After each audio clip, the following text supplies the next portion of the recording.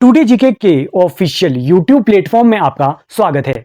देखिए डेट है आज की 1 जून 2025। आज जो है वो कंडक्ट किया गया HPTGT टेट आर्ट्स का एग्जाम, जिसमें साइकोलॉजी के 30 क्वेश्चन पूछे गए थे। सभी क्वेश्चन को यहाँ पे डिटेल में डिस्कस करेंगे ताकि आपके आने वाले HP टेट के एग्जाम में यहाँ से आपको आपकी हेल्प हो सके, और साथ ही साथ जो है वो आप यहाँ से अपना स्कोर भी चेक कर सकते हैं कि आपने आउट ऑफ 30 कितना स्कोर किया। क्वेश्चन नंबर 1 से यहाँ से स्टार्ट करते हैं। क्वेश्चन नंबर 1 है in dash the conditions are control, कि किसमें जो है वो कंडीशन कंट्रोल होती है।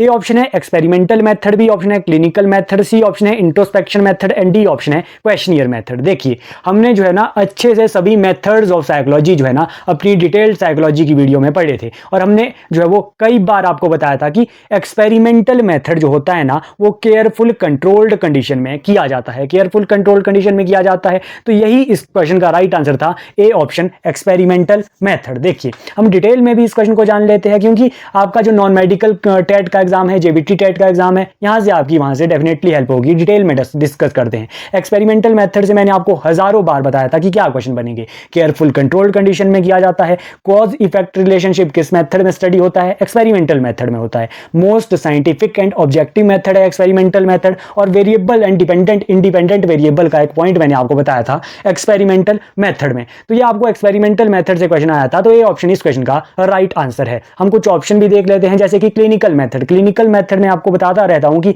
मेंटल डिसऑर्डर की स्टडी किस मेथड में होती है? क्लिनिकल मेथड में होती है। इंट्रोस्पेक्शन मेथड से आपसे क्वेश्चन बन सकता है नेक्स्ट टाइम की इंट्रोस्पेक्शन मेथड ओल्डेस्ट मेथड कौन सा है? इंट्रोस्पेक्शन मेथड है। Most economical method introspection method है। स्ट्रक्चरलिज्म कौन सा स्कूल और स्ट्रक्चरलिज्म और जो कॉन्शियसनेस है ना वो इंट्रोस्पेक्शन मेथड के साथ एसोसिएट करती है, और इंट्रोस्पेक्शन मेथड में आप याद रखेंगे कि किसने ये propounded bye introspection method? Titchener and Wilhelm wound. तो ये सभी पॉइंट यहां से ध्यान रखना, और ए ऑप्शन इस क्वेश्चन का राइट आंसर था। नेक्स्ट क्वेश्चन की बात करते हैं। देखिए जो ये सारे क्वेश्चन है ना हमने ऑलरेडी अपनी साइकोलॉजी की डिटेल वीडियो में कवर किए थे। एमसीक्यू सीरीज से भी डायरेक्ट कई क्वेश्चन जो है वो पूछे गए थे आपके एग्जाम में। तो आपका जो एग्जाम है ना गलती करने के जो आपके चांस है ना वो कम होने चाहिए। आपके जो है वो इजी क्वेश्चन पूछे गए थे, तो आप जो है वो आई होप गलत करके नहीं आए होंगे। नेक्स्ट क्वेश्चन की बात करते हैं। विच of the following is a kind of applied psychology? कौन सा इसमें से जो है ना अप्लाइड साइकोलॉजी का काइंड नहीं है? ए ऑप्शन है general psychology, sorry which is a kind of applied psychology, कि इनमें से कौन सा जो है वो अप्लाइड साइकोलॉजी का काइंड है, ये इसमें पूछा गया है। ए ऑप्शन है जनरल साइकोलॉजी, बी ऑप्शन है सोशल साइकोलॉजी, सी ऑप्शन है educational psychology and D option है ऑल ऑफ द अबव। तो इस क्वेश्चन का राइट आंसर था एजुकेशनल साइकोलॉजी। हजारों बार मैंने आपको बताया था कि एजुकेशनल साइकोलॉजी क्या है? अप्लाइड साइंस है, सोशल साइंस है। तो अप्लाइड साइकोलॉजी का काइंड कौन सा है? एजुकेशनल साइकोलॉजी इस क्वेश्चन का राइट आंसर था। नेक्स्ट क्वेश्चन की बात करते हैं। एजुकेशनल साइकोलॉजी के फादर कौन है? वो आप जो है वो कमेंट बॉक्स में बताइए एजुकेशनल साइकोलॉजी के फादर कौन है। नेक्स्ट क्वेश्चन की बात करते हैं। Question number 3, who belongs to school of behaviourism, की बिहेवियरिज्म के साथ जो है वो कौन जो है वो यहां पर बिलोंग करता है? ए ऑप्शन है विल्हेल्म वुंट, बी ऑप्शन है हर्बर्ट स्पेंसर, सी ऑप्शन है जेबी वॉटसन एंड डी ऑप्शन है नन ऑफ द अबव। देखिए कितनी ही बार हमने ये रिवाइज अपनी वीडियोस में किया था कि बिहेवियरिज्म के फादर कौन है? हमने पढ़ा था जेबी वॉटसन है, तो यही बिहेवियरिस्ट होंगे। हमने 4 बिहेवियरिस्ट जो है वो मेन पढ़े थे। कौन कौन से हमने पढ़े थे? एक हमने जेबी वॉटसन जी पढ़े थे, फादर ऑफ बिहेवियरिज्म है। पेवलॉव हमने पढ़े थे जिनकी क्लासिकल कंडीशनिंग थ्योरी थी। स्किनर हमने पढ़े थे जिनकी ऑपरेंट कंडीशनिंग थ्योरी थी, और थॉर्नडाइक। तो ये सारे जो है ना बिहेवियरिस्ट है, ध्यान रखना। तो जेबी वॉटसन इस क्वेश्चन का राइट आंसर था। नेक्स्ट क्वेश्चन की बात करते हैं। क्वेश्चन नंबर 4, अकॉर्डिंग टू पियाजे during which stage there is a lack of language in a child, कि पियाजे की कौन सी स्टेज में जो है वो बच्चे की क्या होगी? लैक ऑफ लैंग्वेज होगी। कौन सी ऐसी स्टेज है? तो बच्चा जो है वो लैंग्वेज यानी कि बोल नहीं पाता। कौन सी स्टेज में? पियाजे की कौन सी स्टेज में? देखिए हम पढ़ते हैं कि पियाजे की हम कॉग्निटिव डेवलपमेंट की थ्योरी पढ़ते हैं, हमने उसमें हजारों बार पढ़ा है। एक क्वेश्चन में आपको हर बार बताता था कि कौन सी स्टेज में बच्चा जो है ना वो लैंग्वेज है ना वो बोलना बिगिन कर देता है, लैंग्वेज को सीखना बिगिन कर देता है। तो मैंने आपको बताया था प्री ऑपरेशनल स्टेज ऐसी स्टेज थी। तो लैंग्वेज जब बिगिन होती है तो वो प्री ऑपरेशनल स्टेज से होती है। तो लैक ऑफ लैंग्वेज किस स्टेज में होगी? उससे पहले वाली स्टेज में होगी। तो उससे पहली स्टेज कौन सी है? सेंसरी मोटर स्टेज थी। तो सिंपल सा आपसे ये घुमा के क्वेश्चन पूछा गया था, तो हमने तो डिटेल में अपनी साइकोलॉजी की सीरीज में ये पॉइंट पढ़े हुए थे, समझे हुए थे। तो आपको जो है वो इजीली ये क्वेश्चन का आंसर पता होना चाहिए था। ए ऑप्शन इस क्वेश्चन का राइट आंसर है। हमने पढ़ा था कि सेंसेस के थ्रू जो है ना वो लर्निंग करता है बच्चा इस स्टेज में, तो यहां से ये क्वेश्चन ध्यान हो गया, ए ऑप्शन इस क्वेश्चन का राइट आंसर था। सेंसरी मोटर स्टेज का टाइम पीरियड क्या है, 0 से 2 ईयर, इन्फेंसी स्टेज भी हम इसे कह सकते हैं। नेक्स्ट क्वेश्चन की बात करते हैं, question number 5th, in which kind of reasoning the principles are formulated on the basis of specific example, की इनमें से which kind of reasoning the principle की जो प्रिंसिपल होंगे ना वो फॉर्मुलेट होंगे on the basis of specific example, जो प्रिंसिपल होंगे ना वो फॉर्मुलेट होंगे स्पेसिफिक एग्जाम्पल के बेस पे। कौन से टाइप की रीजनिंग, तो हमने पढ़ा था इंडक्टिव रीजनिंग। इंडक्टिव रीजनिंग में हमने क्या पढ़ा था, इंडक्टिव रीजनिंग में हमने पढ़ा था कि स्पेसिफिक टू जनरल, जब हम जैसे फॉर एग्जांपल कोई रूल, कोई एग्जांपल होता है, एग्जांपल जब हम पहले कोई चीज पढ़ते हैं हमने डिटेल में पढ़ा था कि अगर हमें जो है वो पहले एग्जांपल बताया जाता है और एग्जांपल के बाद क्या हो जाता है कि उसका प्रिंसिपल, उसका रूल क्या है वो बताया जाता है, तो वो कौन सा मेथड है, इंडक्टिव मेथड है। तो यही इस क्वेश्चन में पूछा गया था कि principle are formulated on the basis of specific example, तो इंडक्टिव मेथड इस क्वेश्चन का राइट आंसर था। नेक्स्ट क्वेश्चन की बात करते हैं, question number 6th, who propounded group factor theory of intelligence. देखिए हर बार हर वीडियो में हमने ये पढ़ा है, इंटेलिजेंस जो हमने एमसीक्यू सीरीज की थी ना उसमें हर बार ये क्वेश्चन आता था कि इंटेलिजेंस की थ्योरीज हर बार मैं आपको रिवाइज करवाता था। तो यही फायदा होता है जो रिवीजन का कि हमने पढ़ा है कि ग्रुप फैक्टर थ्योरी किसकी, हमें डिटेल में हमें जो है वो पूरा पता होना चाहिए कि जो सिंगल फैक्टर थ्योरी है वो बीनेट की है, टू फैक्टर जो थ्योरी है वो वो जो है वो स्पीयरमैन की है, ट्रायआर्किक थ्योरी स्टर्नबर्ग की है, मल्टी फैक्टर थ्योरी थॉर्नडाइक की और ग्रुप फैक्टर थ्योरी है थर्स्टोन की। सी ऑप्शन इस क्वेश्चन का राइट आंसर था। गलती करने के कोई जो है वो यहाँ पर चांस नहीं होने चाहिए थे, तो क्योंकि हमने अच्छे से ये सभी कंसेप्ट पढ़े थे। एक थ्योरी है थ्योरी ऑफ मल्टीपल इंटेलिजेंस, आपसे वो भी पूछी जा सकती है नेक्स्ट आपके डेट में, तो हॉवर्ड गार्डनर की वो थ्योरी है, इंटेलिजेंस की थ्योरी हमने अच्छे से पढ़ा था। नेक्स्ट क्वेश्चन की बात करते हैं, question number 7, if the IQ of an individual ranges between 75 to 90 he is termed as, कि अगर किसी का IQ 75 to 90 के बीच है तो उसे हम क्या कहेंगे। ए ऑप्शन है गिफ्टेड, बी ऑप्शन है मोरॉन्स, सी ऑप्शन है एवरेज इंटेलिजेंट, डी ऑप्शन है डल। देखिए इस क्वेश्चन को आप कैसे सॉल्व कर सकते थे, मैंने आपको सिंपल सा बताया था कि 90 to 109 क्या होता है, एक एवरेज बच्चे का IQ होता है, तो गिफ्टेड तो 109 से ऊपर ही होगा, तो ये ऑप्शन तो नहीं होगा। एवरेज तो नहीं होगा वो बच्चा क्योंकि 75 to 90 एवरेज का नहीं होता है, हमने पढ़ा है कि 90 to 109 होगा। अब यहाँ पर बी और डी ऑप्शन में से आपको चूज करना था, क्या 75 to 90 का जो बच्चा होगा वो मूर्ख होगा या फिर अल्प बुद्धि वाला होगा, डल होगा। तो डी ऑप्शन इस क्वेश्चन का राइट आंसर था। डल था, इतना कम IQ भी नहीं था कि वो बच्चा मूर्ख था, नहीं डल IQ है, इतना कम IQ भी यहां पर नहीं दिया गया है, 75 to 90 दिया था, तो डल इस क्वेश्चन का राइट आंसर था। तो ध्यान रखेंगे इस तरीके से जो है ना, मैंने आपको एलिमिनेशन मेथड इसीलिए बताया था कि आपको जो है ना एलिमिनेशन मेथड से वो क्वेश्चन करने होते हैं। नेक्स्ट क्वेश्चन की बात करते हैं, देखिए यहां से हम क्या क्वेश्चन रिवाइज कर लेते हैं कि IQ का जो कंसेप्ट है ना वो किसने दिया था, वो दिया था विलियम स्टर्न ने। IQ का फॉर्मूला किसने दिया था, टर्मन ने दिया था। हर बार मैं आपको ये रिवाइज करवाता रहता हूं। नेक्स्ट क्वेश्चन की बात करते हैं, question number 8, the gifted children, की गिफ्टेड चिल्ड्रन क्या जो है वो, ए ऑप्शन है परफॉर्म डिफिकल्ट मेंटल टास्क, की वो डिफिकल्ट मेंटल टास्क को परफॉर्म करते हैं, हाँ करते हैं, ये तो सही बात है। बी ऑप्शन है लर्न स्लोली, नहीं जो गिफ्टेड चाइल्ड होगा वो लर्न तो स्लोली नहीं करेगा, ये भी नहीं है। हैव लेस वोकेबलरी, नहीं जो गिफ्टेड होगा उसकी तो जो है वो लेस वोकेबलरी नहीं होगी, उसकी तो अच्छी वोकेबलरी होगा। ऑल ऑफ द अबव नहीं हो सकता, तो ए ऑप्शन इस क्वेश्चन का राइट आंसर बन रहा है, परफॉर्म डिफिकल्ट मेंटल टास्क। जो गिफ्टेड बच्चा होगा वो कैसे टास्क को परफॉर्म करेगा, डिफिकल्ट मेंटल टास्क को परफॉर्म करेगा। नेक्स्ट क्वेश्चन की बात करते हैं, question number 9, who states learning is a process of progressive behaviour adaptation, कि लर्निंग जो है ना वो बिहेवियर अडेप्टेशन की जो है ना एक प्रोसेस है। देखिए मैंने आपको बताई थी लर्निंग से रिलेटेड ना, मैंने आपको दो आपको स्टेटमेंट्स बताई थी। कौन कौन सी बताई थी मैंने, एक आपको वुडवर्थ की स्टेटमेंट बताई थी, बताई थी मैंने कि the process of acquiring new knowledge and new response is the process of learning, तो वो वुडवर्थ की थी। द एक्विजिशन और क्रो एंड क्रो की एक मैंने आपको स्टेटमेंट बताई थी कि learning is the, he defined learning as the acquisition of habits knowledge and attitude. तो ये दो स्टेटमेंट्स मैंने आपको बताई थी अपने लास्ट पार्ट 12 आप देखिएगा MCQ सीरीज का, लास्ट में मैंने आपको ये बताई थी लर्निंग की ये स्टेटमेंट। तो वुडवर्थ की भी ये नहीं स्टेटमेंट थी, तो आप एलिमिनेट कर सकते थे। क्रो एंड क्रो की भी नहीं थी, तो स्किनर और हिलगार्ड में से एक होगा। तो स्किनर यहां पर फेमस है, तो आप इस तरीके से आप ना एलिमिनेशन मेथड से स्किनर यहां पे टिक कर सकते थे। स्किनर इस क्वेश्चन का राइट आंसर था।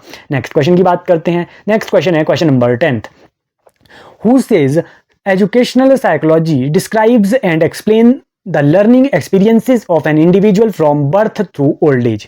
कि एजुकेशनल साइकोलॉजी की एक स्टेटमेंट दी गई है कि ये किसकी स्टेटमेंट है। ए ऑप्शन है हिलगार्ड, बी ऑप्शन है स्किनर, सी ऑप्शन है क्रो एंड डी ऑप्शन है वुडवर्थ। देखिए एजुकेशनल साइकोलॉजी से रिलेटेड मैंने आपको स्टेटमेंट्स कराई थी अपनी डिटेल्ड साइकोलॉजी की सीरीज में। उसमें मैंने आपको एक बताई थी स्किनर की स्टेटमेंट कि educational psychology is that branch of psychology which deals with teaching and learning. तो ये एजुकेशनल साइकोलॉजी के बारे में स्किनर ने कहा था, तो स्किनर आप क्रॉस कर सकते थे क्योंकि ऐसी तो ये स्टेटमेंट नहीं है। एक मैंने आपको ई ए पील की स्टेटमेंट बताई थी कि educational psychology is science of mind, तो ई ए पील भी ऑप्शन में नहीं है। तो इन तीन में से आपका आंसर आना चाहिए था। तो वुडवर्थ की मैंने आपको बहुत सारी स्टेटमेंट बताई थी, तो वुडवर्थ की भी ये स्टेटमेंट नहीं है।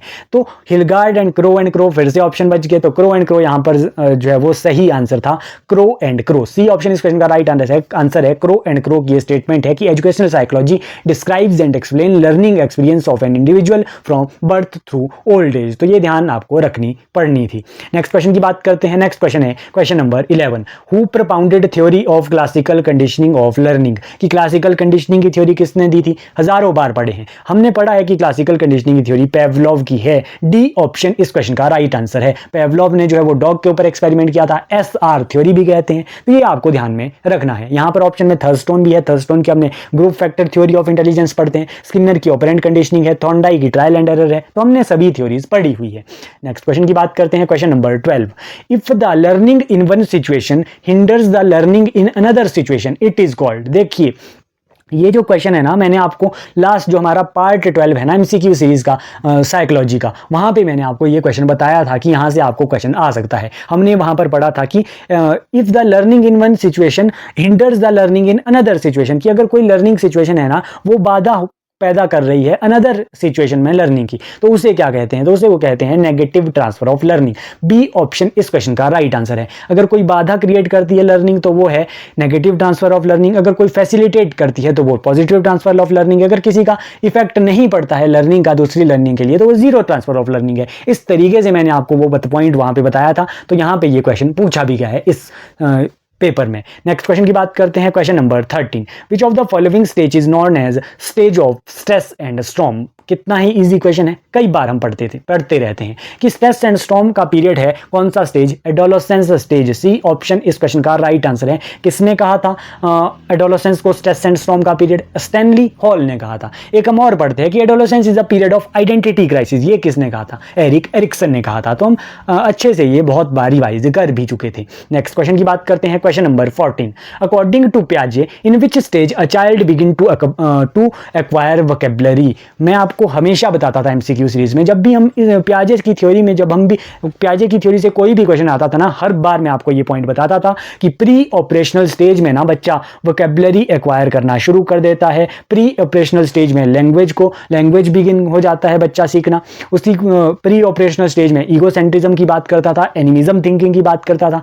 तो ये आपको पॉइंट आपको गलत आपको नहीं करने चाहिए। ओके, तो ये हमने क्योंकि अच्छे से पढ़े हैं। इजी क्वेश्चन आपका अगर गलत होगा तो वो आपका जो है वो एक आप कह सकते हैं कि वो आपका इजी मार्क्स को वो कम कर देगा। जो हमने पढ़ा हुआ कंसेप्ट है ना वो आपका प्लस पॉइंट होना चाहिए था। ओके जी, तो बी ऑप्शन इस क्वेश्चन का राइट आंसर है, B pre operational stage. I hope आप सभी ने जो है ना वो क्वेश्चन आपने सही किए होंगे क्योंकि हमने अच्छे से रिवाइज भी किए थे, पढ़ा अच्छे से था। नेक्स्ट क्वेश्चन की बात करते हैं, question number 15। Dash use to assess one special bent for an activity. व्यक्ति के किसी क्रिया की ओर विशेष झुकाव को मापने के लिए डैश का प्रयोग किया जाता है। ए ऑप्शन है क्रिएटिविटी टेस्ट, बी ऑप्शन है इंटेलिजेंस टेस्ट, सी ऑप्शन है एप्टीट्यूड टेस्ट, डी ऑप्शन है ऑल ऑफ द अबव। तो इस क्वेश्चन का राइट आंसर है एप्टीट्यूड टेस्ट। उसे कहते हैं कि पर्सन क्या करेगा कि किसी एक्टिविटी के लिए क्या होगा कि वो एक्टिविटी के लिए वो झुकाव बेंट फॉर एन एक्टिविटी, कुछ special bent for an activity, to assess one special bent for an activity, उसे जो है वो एप्टीट्यूड टेस्ट कहते हैं। ध्यान रखना ये क्वेश्चन। नेक्स्ट क्वेश्चन की बात करते हैं, question number 16। Dash is the simplest form of thinking. Simplest form of thinking कौन सी है, कंक्रीट थिंकिंग है। हमने पढ़ा है कि कंक्रीट थिंकिंग क्या होता है। कंक्रीट थिंकिंग जो हमारे सामने जो चीजें हैं ना उसके बारे में जब हम सोचते हैं तो कंक्रीट थिंकिंग होती है। एब्स्ट्रैक्ट थिंकिंग वो है जो हमारे आंखों के सामने नहीं है चीज़ें, उसके बारे में सोचना एब्स्ट्रैक्ट थिंकिंग है। तो सबसे सिंपल जो थिंकिंग है वो कंक्रीट थिंकिंग है। एब्स्ट्रैक्ट थिंकिंग तो नहीं हो सकती थी, क्रिएटिव थिंकिंग भी नहीं थी और लॉजिकल थिंकिंग भी नहीं थी, तो सिंपल तो कंक्रीट थिंकिंग ही होती है। नेक्स्ट क्वेश्चन की बात करते हैं, question number 17, which of the following factor affecting learning is related to process of learning, कि अधिगम को प्रभावित करने वाला निम्नलिखित में से कौन सा कारक अधिगम प्रक्रिया से संबंधित है। ये थोड़ा आपको जो है ना कंफ्यूज करने के लिए ये पॉइंट जो है वो यहां पर पूछा गया था कि लर्निंग का, कि अधिगम को प्रभावित करने वाला, कि जो लर्निंग है उसको प्रभावित करने वाला कारक इनमें निम्नलिखित में से कौन सा कारक अधिगम प्रक्रिया से संबंधित है।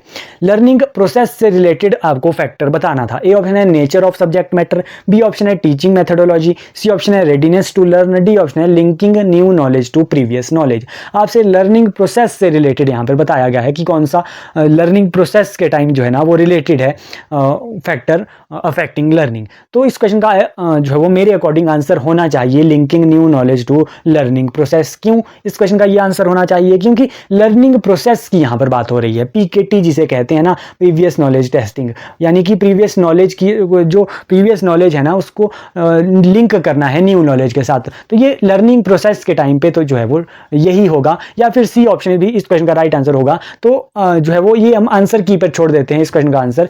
वैसे तो मेरे अकॉर्डिंग डी ऑप्शन जो है वो आंसर होना चाहिए, लेकिन सी भी हो सकता है। नेक्स्ट क्वेश्चन की बात करते हैं। नेक्स्ट क्वेश्चन है question number 18, educational psychology helps a teacher to, कि एजुकेशनल साइकोलॉजी टीचर को कैसे हेल्प करती है। ए ऑप्शन है know the behaviour of learner, सही बात है, एजुकेशनल साइकोलॉजी हेल्प करती है to know behaviour of learner. B option है maintain proper discipline in class, ये भी एजुकेशनल साइकोलॉजी इसमें भी हेल्प करती है। Select the appropriate teaching method, teaching method को सिलेक्ट करने के लिए ऑल ऑफ द अबव इस क्वेश्चन का राइट आंसर था। ये इजी क्वेश्चन था। नेक्स्ट क्वेश्चन की बात करते हैं। नेक्स्ट क्वेश्चन है question number 19, if a student tries to solve a problem systematically and by following some plan step he is using dash. देखिए ये जो क्वेश्चन है ना सेम एज इट इज ये पूछा गया है। हमने एमसीक्यू सीरीज में ये क्वेश्चन जो है ना डिस्कस किया था, तो हमने वहां पे ये क्वेश्चन डिस्कस किया था कि ऐसा कौन सा जो है वो जिसमें हम क्या करते हैं सिस्टमैटिकली प्रॉब्लम को प्लान्ड स्टेप में हम जो है वो सॉल्व करते हैं, तो प्रॉब्लम सॉल्विंग अप्रोच उसे कहते हैं। बी ऑप्शन इस क्वेश्चन का राइट आंसर था। तो आपका ये क्वेश्चन आपका गलत नहीं होना चाहिए था, क्योंकि ये पढ़ा हुआ क्वेश्चन है। नेक्स्ट क्वेश्चन की बात करते हैं question number 20, to enhance creativity among student teacher should not, की to enhance creativity among student, की क्रिएटिविटी को एनहांस करने के लिए टीचर को क्या नहीं करना चाहिए। ये भी जो है वो हमने पढ़ा हुआ क्वेश्चन है, एज इट इज ये हमने क्वेश्चन भी पढ़ा था अपनी एमसीक्यू सीरीज में, कि क्रिएटिविटी को एनहांस करना है तो टीचर को क्या नहीं करना चाहिए। Provide student freedom to response, की स्टूडेंट को फ्रीडम देनी चाहिए रिस्पॉन्स करने की। बी ऑप्शन है एनकरेज ओरिजिनलिटी, की ओरिजिनली जो ओरिजिनलिटी है उसको एनकरेज करना चाहिए। सी ऑप्शन है यूज क्रिएटिव लर्निंग रिसोर्स, की क्रिएटिव लर्निंग रिसोर्स को यूज करना चाहिए। डी ऑप्शन है एनहांस हेजिटेशन एंड फियर, की हेजिटेशन एंड फियर को एनहांस करना चाहिए। देखिए टीचर को डर का माहौल तो क्रिएट जो है वो करना ही नहीं है क्लासरूम में, तो ये टीचर को नहीं करना है क्रिएटिविटी को एनहांस करने के लिए। तो डी ऑप्शन इस क्वेश्चन का राइट आंसर है, नॉट यहां पर पूछा गया था। नेक्स्ट क्वेश्चन की बात करते हैं question number 21, criticism is an example of, criticism किसका एग्जांपल है। Extrinsic motivation, intrinsic motivation, C option है पॉजिटिव मोटिवेशन, डी ऑप्शन है नेगेटिव मोटिवेशन। जो क्रिटिसिज्म है ना मेरे अकॉर्डिंग नेगेटिव मोटिवेशन इस क्वेश्चन का राइट आंसर है। नेगेटिव मोटिवेशन का ये एग्जांपल है आलोचना। नेक्स्ट क्वेश्चन की बात करते हैं क्वेश्चन नंबर 22, अकॉर्डिंग टू पियाजे an individual passes through dash stages of cognitive development. देखिए कितना ही ये इजी क्वेश्चन आपसे पूछा गया था। पियाजे की कौन सी पियाजे ने जो है वो अपनी कॉग्निटिव डेवलपमेंट की थ्योरी में कितनी स्टेजेस की बात की है, तो हम बहुत बार पढ़ते रहते हैं कि 4 स्टेजेस की बात पियाजे करते हैं। कौन कौन सी, sensory motor stage, pre operational stage, concrete operational stage and formal operational stage. Easy question था। नेक्स्ट क्वेश्चन की बात करते हैं question number 23, which of the following is the cause of educationally backwardness among children, कि इनमें से कौन सा कॉज है एजुकेशनली बैकवर्डनेस अमंग चिल्ड्रन में। ए ऑप्शन है पोवर्टी, बी ऑप्शन है फिजिकल डिफॉर्मिटीज, सी ऑप्शन है ineffective teaching and D option है ऑल ऑफ द अबव। तो इस क्वेश्चन का राइट आंसर था ऑल ऑफ द अबव, कि जो इन्फेक्टिव जो एजुकेशनली बैकवर्डनेस होगी ना चिल्ड्रन में, तो उसका कारण क्या है। पॉवर्टी भी हो सकता है, फिजिकल जो शारीरिक अक्षमता है ना वो भी इसका कारण हो सकता है, और प्रभावित अध्यापन इनफेक्टिव टीचिंग भी जो है ना वो बैकवर्डनेस जो है वो का कारण हो सकता है, एजुकेशनली बैकवर्डनेस का कारण एक बच्चे में। ध्यान रखना डी ऑप्शन इस क्वेश्चन का राइट आंसर था। क्वेश्चन नंबर 24 की बात करते हैं। The the interest of an individual is influenced by, the interest of an individual are influenced by, कि जो इंटरेस्ट है व्यक्ति की, जो अभिरुचियां हैं वो उसको जो है वो इन्फ्लुएंस कौन करता है, प्रभावित कौन करता है। ए ऑप्शन है इंटेलिजेंस, बी ऑप्शन है फैमिली इन्वायरमेंट, सी ऑप्शन है पीयर ग्रुप, डी ऑप्शन है ऑल ऑफ द अबव। तो इंटरेस्ट को इन्फ्लुएंस करता है पीयर ग्रुप्स भी करते हैं, फैमिली इन्वायरमेंट भी करता है, इंटेलिजेंस भी करता है। डी ऑप्शन इस क्वेश्चन का राइट आंसर था। देखिए सिंपल से आपसे ये क्वेश्चन पूछे गए थे, ऑल ऑफ द अबव इस क्वेश्चन का राइट आंसर है। आप जो है ना, मैंने आपको बताया था इसीलिए कि अच्छे से आपको क्वेश्चन रीड करना है, ऑप्शन रीड करना है और बेस्ट ऑप्शन जो है ना आपको सिलेक्ट करना होता है साइकोलॉजी सेक्शन में। नेक्स्ट क्वेश्चन की बात करते हैं, question number 25। Dash is helpful to enhance imagination of student, कि इमेजिनेशन जो है ना वो स्टूडेंट की एनहांस करनी है, वो कौन सा मेथड से एजुकेशन इमेजिनेशन हम स्टूडेंट की एनहांस कर सकते हैं। ए ऑप्शन है लेक्चर मेथड, बी ऑप्शन है story telling method, C option है project method and D option है नन ऑफ द अबव। तो इमेजिनेशन हम स्टोरी टेलिंग मेथड से एनहांस करते हैं, स्टोरी सुना के इमेजिनेशन हमारी एनहांस होगी। नेक्स्ट क्वेश्चन की बात करते हैं। नेक्स्ट क्वेश्चन है question number 26। The major goal of psychology is, कि साइकोलॉजी का मेजर गोल क्या है। साइकोलॉजी का मेजर गोल है to describe the behaviour, to predict the behaviour, to control the behaviour, all of the above, और also to change the behaviour is the goal of psychology. तो ये ध्यान रखना, psychology का ये गोल है। सभी डी ऑप्शन इस क्वेश्चन का राइट आंसर है। नेक्स्ट क्वेश्चन की बात करते हैं, question number 27। Which law of learning emphasize the need of repetition in learning, कि अधिगम का कौन सा नियम अधिगम में दोहराई की आवश्यकता का महत्व देता है। तो दोहराई जो है वो रेपिटेशन की बात कौन सा लॉ करता है। हमने पढ़ा है लॉज ऑफ लर्निंग किसके है, थॉर्नडाइक ने, हमने ट्रायल एंड एरर थ्योरी में दिए हैं। प्राइमरी लॉ कौन कौन से है, law of effect, law of exercise and law of readiness. Law of exercise क्या करता है, हमें बार बार प्रैक्टिस करना है, रेपिटेशन करनी है। तो यही बी ऑप्शन इस क्वेश्चन का राइट आंसर है, इजी क्वेश्चन था। नेक्स्ट क्वेश्चन की बात करते हैं, question number 28। Which of the following is an external factor influencing human growth and development, कि इनमें से कौन सा एक्सटर्नल फैक्टर है जो इन्फ्लुएंस करता है ग्रोथ एंड डेवलपमेंट को। तो इनमें से जो एक्सटर्नल फैक्टर है, ए ऑप्शन है इंटेलिजेंस, इंटेलिजेंस तो इंटरनल फैक्टर है, एज भी इंटरनल फैक्टर है, इमोशंस भी इंटरनल फैक्टर है, लेकिन जो बी ऑप्शन है ना economic and social condition of family, family तो जो है ना वो एक एक्सटर्नल फैक्टर है, economic and social condition family की। तो बी ऑप्शन इस क्वेश्चन का राइट आंसर है, इजी सा क्वेश्चन था। नेक्स्ट क्वेश्चन की बात करते हैं, question number 29। Exceptional children are, exceptional children कैसे होते हैं। ए ऑप्शन है गिफ्टेड चिल्ड्रन, बी ऑप्शन है क्रिएटिव चिल्ड्रन, सी ऑप्शन है mentally retarded children, D option है ऑल ऑफ द अबव। तो एक्सेप्शनल चिल्ड्रन गिफ्टेड भी होते हैं, क्रिएटिव भी होते हैं, तो ऑल ऑफ द अबव ना इस क्वेश्चन का राइट आंसर है। मेंटल रिटार्डेड भी जो चिल्ड्रन होगा वो एक्सेप्शनल चिल्ड्रन होगा। एक्सेप्शनल चिल्ड्रन में जो है ना ये सभी आते हैं, तो ध्यान रखना डी ऑप्शन इस क्वेश्चन का राइट आंसर है। नेक्स्ट क्वेश्चन की बात करते हैं, question number 30। Stanford Binet test of intelligence is a type of, देखिए मैंने बताया था कि इंटेलिजेंस टेस्ट से क्वेश्चन आना ही है। तो इंटेलिजेंस टेस्ट हमने बहुत सारे इंटेलिजेंस टेस्ट पढ़े थे, इंडिविजुअल इंटेलिजेंस पढ़े थे, ग्रुप इंटेलिजेंस पढ़े थे, हमने फर्दर भी वर्बल इंटेलिजेंस टेस्ट की बात की थी। तो स्टैनफोर्ड बिनेट टेस्ट कौन सा टेस्ट हमने पढ़ा था, इंडिविजुअल टेस्ट पढ़ा था। और आपको बताना है कमेंट बॉक्स में कि हमने इंडिविजुअल टेस्ट, तो सही बात है, ए ऑप्शन इस क्वेश्चन का राइट आंसर है।